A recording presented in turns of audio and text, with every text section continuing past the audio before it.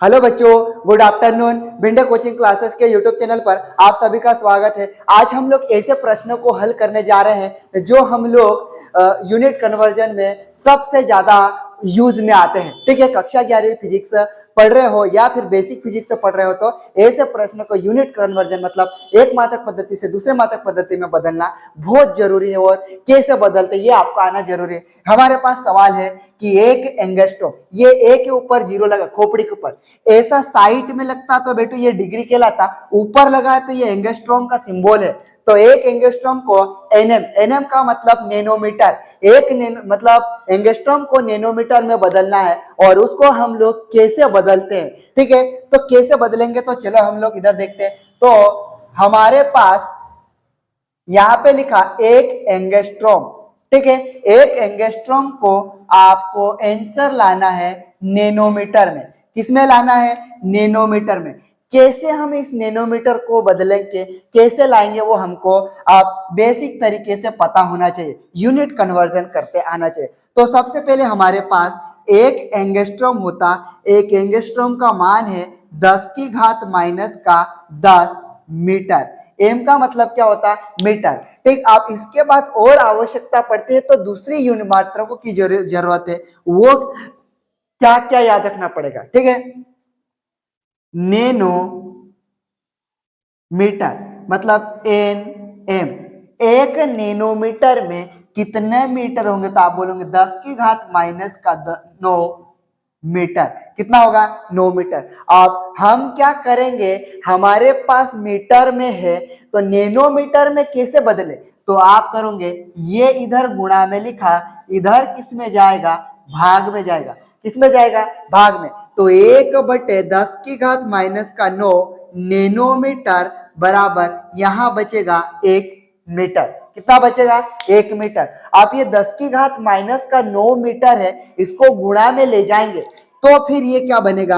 1 गुणे 10 की घात माइनस का था, ऊपर गया तो धन का बन गया, नैनोमीटर बराबर 1 मीटर। आप 1 का गुणा 10 में कर दोगे तो 10 की घात 9 नैनोमीटर बराबर 1 मीटर होगा। 1 मीटर का मान कितना होता है? तो आपको बोलना है 10 की घात 9 नैनोमीटर। 1 नैनोमीटर में कितना मीटर होता? तो 10 की घात माइनस का 9 मीटर। ठीक है, ये जिसकी जरूरत थी हम यहाँ पे इसको बदल लेंगे। ठीक है, उसके बाद में दूसरे मात्रक बताऊंगा। आप यहाँ पे 1 मीटर, एक एंगस्ट्रॉम बराबर 10 की घात माइनस का 10 गुणित यहाँ 1 मीटर के जगह हम 10 की घात 9 लिख सकते। कितना लिख सकते हैं? 10 की घात 9 नैनोमीटर। भगवान पूछा था एक एंगस्ट्रॉम में कितना नैनोमीटर होता, हमने नैनोमीटर में बदल लिया।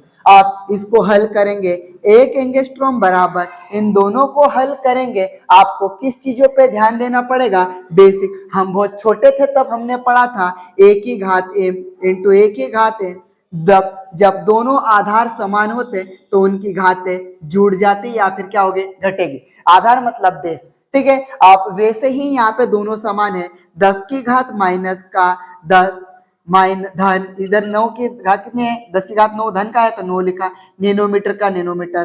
तो एक एंगस्ट्रॉम बराबर, इन दोनों को हल करेंगे तो जुड़ेगा या घटेगा? घटेगा। एक ऋण का है और एक धन का है। 10 में से 9 गया, कितना बचेगा? 1। लेकिन धन का बड़ा है कि ऋण का? तो आप बोलोगे ऋण का बड़ा है, तो ऋण का कितना लिखोगे? 1 नैनोमीटर। सर ये आंसर आ गया? हाँ, ये आंसर आ गया। लेकिन बेटू कभी कभी इसको दशमलव में बदलना पड़ेगा। वो दशमलव में कैसे बदले? तो ये आगे आएगा, एक एंगस्ट्रॉम बराबर, ये ऋण का है, बटे में लाओ तो 1/10 बन गया, ये नैनोमीटर हुआ।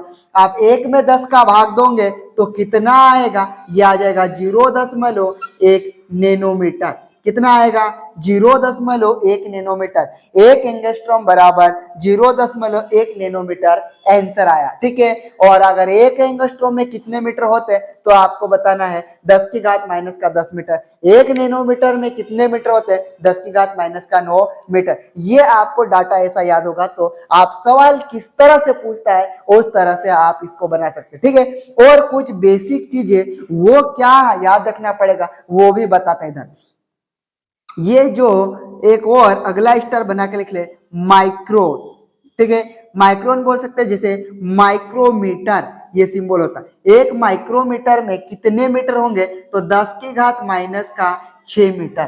ठीक, अगला एक और लिख सकते, एक एम यू, बहुत बार ये पेपर में आता है, ये एम यू, ठीक है, ये इसका नाम क्या है, तो इसका मान कितना होता है, 1.6, 6 गुणित 10 की घात माइनस का 27 केजी, क्योंकि द्रव्यमान को तो हम लोग केजी में ही तोलते हैं। किसमें तोलते हैं, केजी, मतलब किलोग्राम में। आप ये ए का मतलब क्या है, तो आप बोलोगे सर एटॉमिक, ठीक, एटॉमिक, और एम का मतलब क्या होता है, मास, यू का मतलब क्या होता है, यूनिट। ठीक, आप बोलेंगे सर इंग्लिश में पढ़ा रहे, हम तो हिंदी मीडियम के, तो चलो एटॉमिक का मतलब क्या होता है, परमाणु।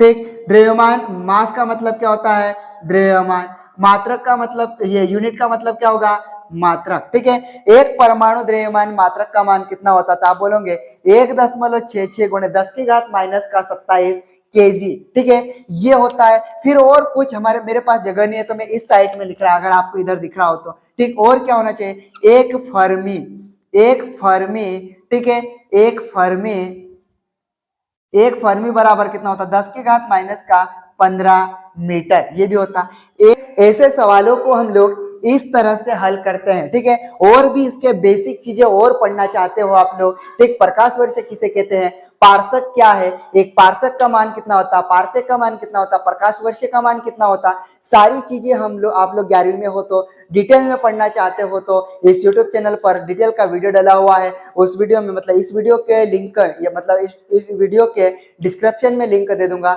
वहां पे जाकर आप लोग उसको पूरे डिटेल में आप लोग पढ़ सकते हैं।